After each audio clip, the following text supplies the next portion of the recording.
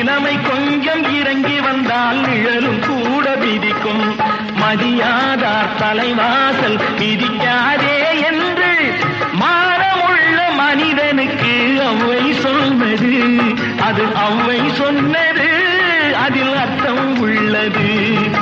பரமசிவன் கழுத்தில் இருந்து பாம்பு கேட்டது, கருடா சௌக்கியமா? யாரும் இருக்கும் இடத்தில்